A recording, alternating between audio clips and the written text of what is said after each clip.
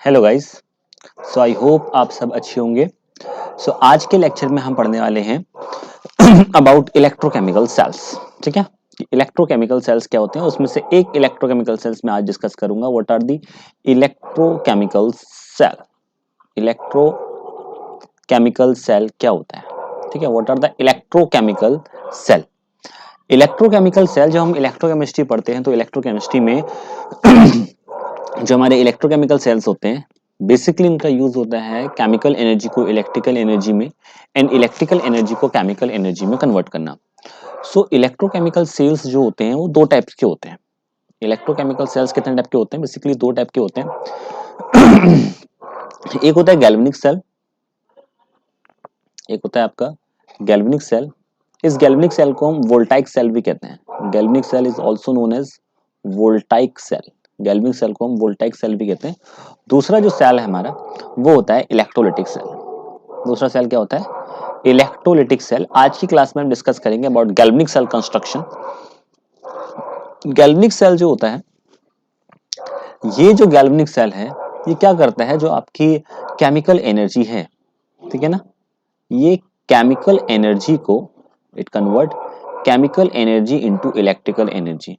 ये electrical energy को chemical energy में कन्वर्ट कर देता है। वेयर एज जो आपका ये वाला सेल है, कौन सा? इलेक्ट्रोलिटिक सेल, ये क्या करता है, जो हमारी इलेक्ट्रिकल एनर्जी है इस इलेक्ट्रिकल एनर्जी को कन्वर्ट कर देता है केमिकल एनर्जी में। ये इलेक्ट्रिकल एनर्जी को केमिकल एनर्जी में कन्वर्ट करता है, जबकि ये क्या करता है, केमिकल एनर्जी को इलेक्ट्रिकल एनर्जी में कन्वर्ट करता है। तो बेसिक फंडा क्या है ये आपको समझ में आ गया। ठीक है, तो आज हम बात करने वाले हैं अबाउट गैल्वेनिक सेल कंस्ट्रक्शन। तो यहाँ पे मैं हेडिंग डालता हूँ कि हमको क्या पढ़ना है, गैल्वेनिक सेल कंस्ट्रक्शन पढ़ना है। We are discussing about galvanic cell construction क्या होता है, या फिर गैल्वेनिक सेल। काम तो पता चलेगा आपको कि गैल्वेनिक सेल करता क्या है, ठीक है ना। तो हेडिंग है गैल्वेनिक सेल। ठीक है, गैल्वेनिक सेल कन्वर्ट कर देता है केमिकल एनर्जी को इलेक्ट्रिकल एनर्जी में। अगर गैल्वेनिक सेल केमिकल एनर्जी को इलेक्ट्रिकल एनर्जी में कन्वर्ट करता है तो सबसे पहले देखो क्या देखा गया, साइंटिस्ट ने क्या देखा, कैसे थॉट आया माइंड में कि केमिकल एनर्जी इलेक्ट्रिकल एनर्जी में कन्वर्ट हो सकती है।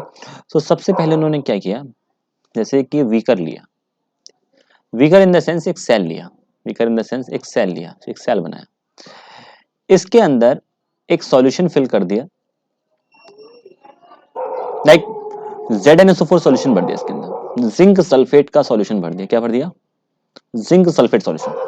सिमिलरली एक सेल यहां पर लिया,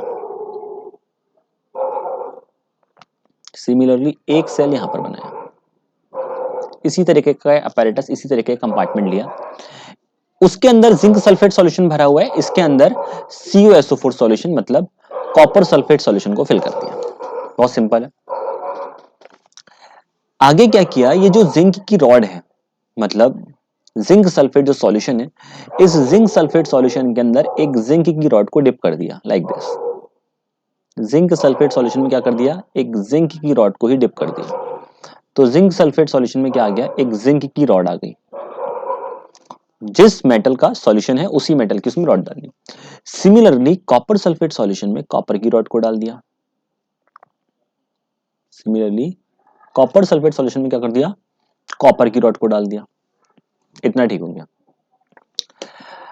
कुछ देर बाद ये देखा गया कि अब देखो, इनिशियली अगर मैं बात करूं, जब सॉल्यूशन ने अपने जिंक सल्फेट सॉल्यूशन बनाया है तो इनिशियली क्या होगा, जब ZnSO4 ब्रेक होता है तो ZnSO4 ब्रेक होने के बाद क्या रिलीज करता है, ZnSO4 रिलीज होने के बाद Zn2 positive and SO4 2 negative देगा।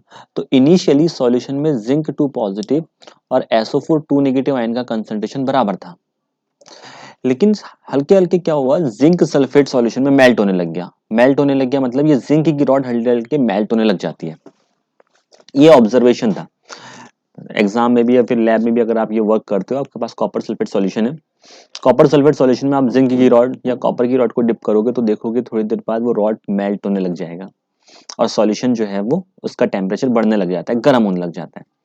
साइंटिस्ट ने यही दिमाग लगाया कि जी ये जो केमिकल रिएक्शन हो रहा है कि कॉपर सल्फेट के सॉल्यूशन में जिंक की रॉड मेल्ट हो जा रहा है, ये जो केमिकल एनर्जी है, क्या इस केमिकल एनर्जी को हम इलेक्ट्रिकल एनर्जी में कन्वर्ट कर सकते हैं? तो इस थॉट के चलते है गैल्वेनिक सेल का कंस्ट्रक्शन हुआ कि गैल्वेनिक सेल की हेल्प से मतलब केमिकल एनर्जी को किस में कन्वर्ट किया सकता है, इलेक्ट्रिकल एनर्जी में कन्वर्ट किया जा सकता है। ठीक है, तो इनिशियली देखो जिंक Zn2 पॉजिटिव का कंसंट्रेशन है, यहां पर क्या है SO4 2 नेगेटिव आयन का कंसंट्रेशन है। सिमिलर यहां पर भी होगा कि Cu2 पॉजिटिव आयन का कंसंट्रेशन जितना है उतना ही किसका कंसंट्रेशन होगा, SO4 2 नेगेटिव आयन का कंसंट्रेशन। दोनों का क्या होगा, बराबर का कंसंट्रेशन है, दोनों का इक्वल कंसंट्रेशन है। ये इनिशियल रिएक्शन है। कुछ देर बाद ये देखा गया कि सॉल्यूशन में जिंक जो है वो मेल्ट होता जा रहा है। जिंक मेल्ट होता जा रहा है मतलब सॉल्यूशन में ये Zn2 पॉजिटिव फॉर्म में आ रहा है, यहाँ से ये Zn2 पॉजिटिव फॉर्म में आया, रॉड मेल्ट होती जा रही है, फिर ये Zn2 पॉजिटिव फॉर्म में आया। तो जब ये Zn2 पॉजिटिव फॉर्म में आएगा तो ये रॉड के अंदर क्या करेगा, रॉड के अंदर ये इलेक्ट्रॉन छोड़ देगा। तो सॉल्यूशन में ये Zn2 पॉजिटिव फॉर्म में आता है, रॉड के अंदर ये 2 इलेक्ट्रॉन, अगर Zn2 पॉजिटिव बनाएगा तो 2 इलेक्ट्रॉन छोड़ता जाएगा, तो इसी तरह से ये रॉड में इलेक्ट्रॉन छोड़ता जाता है, अपने आप सॉल्यूशन में 2 पॉजिटिव फॉर्म में आता जाता है। ठीक है ना, अपने आप सॉल्यूशन में किस फॉर्म में आ रहा है, Zn2 पॉजिटिव फॉर्म में आ रहा है। मतलब कुछ देर बाद हम कह सकते हैं कि सॉल्यूशन में जो जिंक आयन है, Zn2 पॉजिटिव आयन है, उसका कंसंट्रेशन काफी ज्यादा बढ़ जाएगा। ठीक है ना, क्यों, क्योंकि रॉड मेल्ट होती जा रही है तो सॉल्यूशन में जिंक 2 पॉजिटिव बढ़ता जाएगा, तो सॉल्यूशन में इसका कंसंट्रेशन बढ़ता जाता है और SO4 2 नेगेटिव आयन का कंसंट्रेशन क्या हो जाएगा, कम हो जाएगा। अब जब ये रॉड के अंदर 2 इलेक्ट्रॉन छोड़ रहे हैं तो रॉड कैसा हो जाएगा, रॉड नेगेटिवली चार्ज हो जाएगा ना। और यहाँ पर हो क्या रहा है, जिंक जो है वो जिंक 2 पॉजिटिव आयन बना रहा है और 2 इलेक्ट्रॉनों को रिलीज कर रहा है।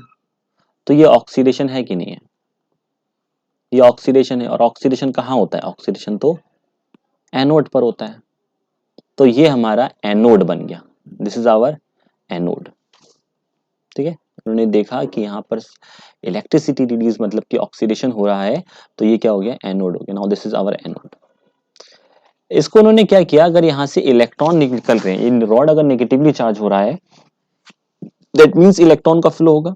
और अगर इलेक्ट्रॉन का फ्लो होगा तो ये पता करने के लिए कि एक्चुअल में इलेक्ट्रॉन का फ्लो हो रहा है नहीं हो रहा है, यहाँ पर एक बल्ब को या एमीटर को यहाँ पर लगा दिया गया।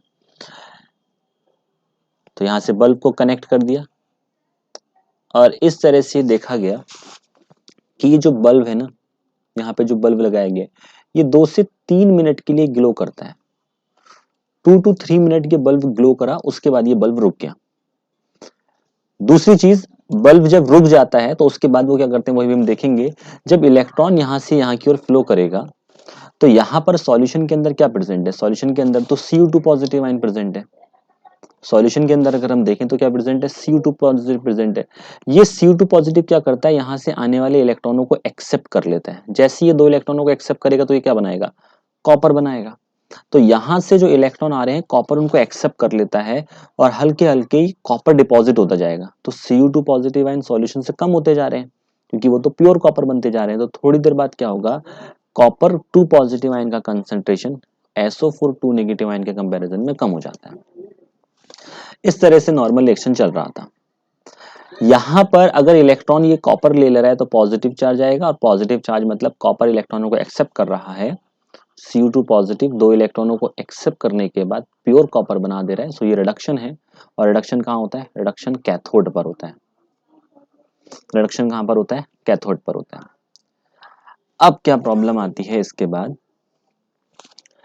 इसके बाद ये देखा गया कि 2 से 3 मिनट तक ये सेल ग्लो करता है, मतलब ये बल्ब ग्लो किया और 2 से 3 मिनट के बाद बल्ब ने ग्लो करना बंद कर दिया। तो इस प्रॉब्लम से कैसे ओवरकम आया जाए, कैसे इस बल्ब को कंटिन्यूसली जलाया जाए, तो इसके लिए यहाँ पर ये देखा गया कि ऐसा हो क्यों रहा है। तो सॉल्यूशन जब बहुत ज्यादा पॉजिटिवली चार्ज हो जाएगा, जब ये रिंग बहुत ज्यादा मेल्ट हो जाएगी, जिंक की रॉड काफी ज्यादा मेल्ट हो जाती है, तो सॉल्यूशन हाईली पॉजिटिवली चार्ज हो जाता है। उसके बाद अगर कोई भी जिंक अपने इलेक्ट्रॉन इस रॉड के अंदर छोड़ेगा तो ये सॉल्यूशन का पॉजिटिव चार्ज जो है ना इलेक्ट्रॉनों को जाने नहीं देगा, इस वायर के थ्रू ऊपर जाने नहीं देता है, और इलेक्ट्रिकल न्यूट्रलिटी की प्रॉब्लम आ जाती है। यहाँ पर क्या प्रॉब्लम आ जाती है, इलेक्ट्रिकल न्यूट्रलिटी की प्रॉब्लम यहाँ पर क्रिएट हो जाती है कि सॉल्यूशन में जो इलेक्ट्रॉन आ रहे हैं वो इलेक्ट्रॉन वो रॉड, ये जो पॉजिटिवली चार्ज है इस रॉड के इलेक्ट्रॉनों को जाने नहीं देता है, क्योंकि पॉजिटिव चार्ज इतना ज्यादा आ चुका है कि उसको भी तो अब नेगेटिव चार्ज चाहिए। तो रॉड से इलेक्ट्रॉन फ्लो ही नहीं कर पा रहे थे। तो इस प्रॉब्लम से ओवरकम होने के लिए यूज किया जाता है सॉल्ट ब्रिज का। तो अब कॉन्सेप्ट किसका आता है, सॉल्ट ब्रिज का। तो उन्होंने क्या किया इस तरह से एक सॉल्ट ब्रिज से दोनों सॉल्यूशन को या दोनों सेल को आपस में कनेक्ट कर दिया। ये इस तरह से एक सॉल्ट ब्रिज लगा दिया और इस सॉल्ट ब्रिज के अंदर जेली फॉर्म में, सॉल्ट फॉर्म में, अगर अगर जेली कह सकते हैं, सॉल्ट फॉर्म में लाइक KCl एक इनर्ट इलेक्ट्रोलाइट फिल कर दिया। कैसा इलेक्ट्रोलाइट? एक इनर्ट इलेक्ट्रोलाइट को फिल कर दिया। एक इनर्ट इलेक्ट्रोलाइट इसके अंदर चला गया। ठीक है, कैसा इलेक्ट्रोलाइट? एक इनर्ट इलेक्ट्रोलाइट को इसके अंदर फिल कर दिया गया। अब जैसे ही सॉल्यूशन में Zn2 पॉजिटिव आते हैं तो यहां से इसके अंदर 2 Cl नेगेटिव आ जाते हैं जिसको बैलेंस कर देंगे। और जैसे ही यहाँ पर Cu2 पॉजिटिव आएगा, ठीक है, जैसे यहाँ पर इलेक्ट्रॉन आएंगे, मतलब जैसे यहाँ पर इलेक्ट्रॉन, क्योंकि ज्यादा चार्ज आ रहा है, इलेक्ट्रॉन आएगा तो वो इसको यहाँ से K पॉजिटिव आयन दे देते हैं। तो इस तरह से ओवरऑल इलेक्ट्रिकल न्यूट्रल हो जाता है सॉल्यूशन और कंटिन्यूसली बल्ब जलता रहता है और हमारा सॉल्यूशन इलेक्ट्रिकल न्यूट्रलिटी बना रहता है, इलेक्ट्रिकल न्यूट्रल बना रहता है। तो सॉल्ट ब्रिज का मेन काम क्या है कि इलेक्ट्रिक करंट को कंटिन्यूसली बनाए रखना, कंटिन्यूसली फ्लो कराए रखना। This is called galvanic cell construction. ये ओवरऑल क्या है? गैल्वेनिक सेल है, जिसकी हेल्प से केमिकल एनर्जी को इलेक्ट्रिकल एनर्जी में कन्वर्ट किया जाता है। सो नेक्स्ट क्लास जो होगी उसमें मैं डिस्कस करूंगा about electrolytic cell. Electrolytic cell क्या होता है? कोई डाउट है so you can comment us. ठीक है, देन टेक केयर, मिलते हैं नेक्स्ट क्लास में।